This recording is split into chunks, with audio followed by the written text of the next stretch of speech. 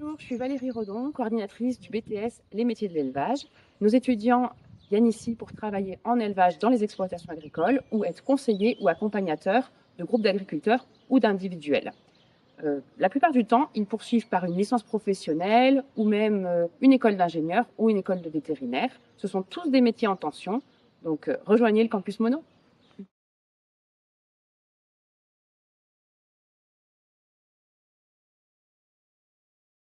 C'est bon.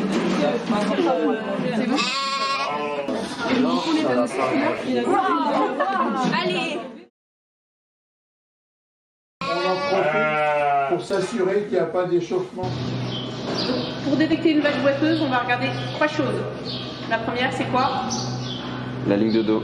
Ouais, la ligne de dos. Donc sur cette vache-là, est-ce que le niveau de la ligne de dos, elle est droite ou plutôt courbée? Droite. Elle est plutôt droite. Deuxième chose qu'on va regarder, c'est les aplombs. Est-ce qu'elle a un alignement, pointe de la fesse, jarret, les ergots, les sabots? Si vous êtes derrière, est-ce que vous la voyez de droite? Plutôt courbée. Elle est un tout petit peu, il n'y a pas grand-chose quand même. Elle a effectivement les onglons qui brillent vers l'extérieur. Par contre, elle a quand même un bon alignement au niveau de la pointe de la fesse et des jarrets. On n'a pas des jarrets qui sont rentrés. La troisième note qu'on va regarder, c'est une note de soulagement. Alors, on n'est pas sur une vache soulage en pince ou qui est flamant rose. Mais par contre, si on bascule le bassin d'un côté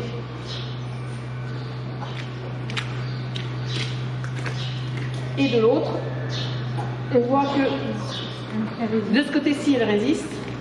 Alors, de ce côté-là, elle veut bien venir jouer avec ma main et revenir en place. Donc, c'est qu'on a bien un souci sur ce pied-là.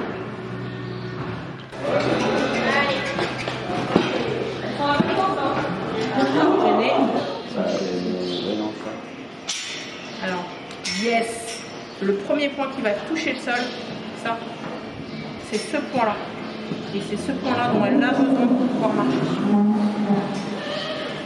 Ici, je vais pouvoir lui en retirer un tout petit peu.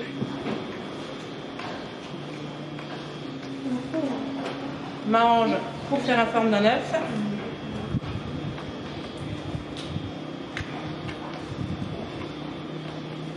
Et que ce soit tout lisse.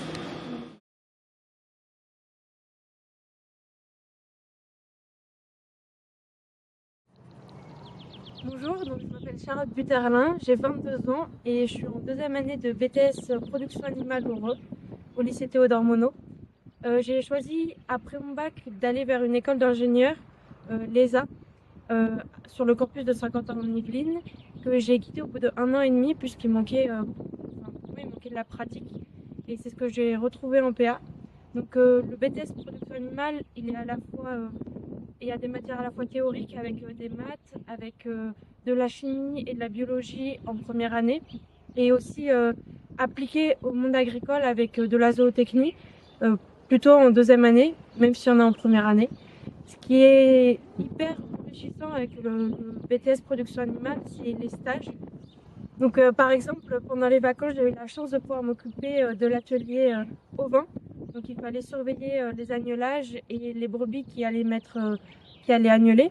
Il fallait s'occuper des premiers soins, donc peser les agneaux, désinfecter le nombril et aussi s'occuper des brebis, voir si tout allait bien. On avait aussi toute une partie quotidienne, donc pailler, vérifier que l'eau soit bien, enfin soit propre. Donc après le BTS Production Animale, je ne sais pas encore vraiment ce que je veux faire. J'ai passé les concours agro et véto en initial et en apprentissage, mais j'ai aussi postulé dans des licences pro. Donc je verrai. Je sais qu'à terme, j'aimerais m'installer en exploit de chef caprine. Donc ce que j'aime principalement en BTS-PA, c'est l'ambiance de classe, puisqu'on est un petit groupe et entre profils, on s'aide. Et c'est aussi la pratique qui est vraiment présente dans la formation.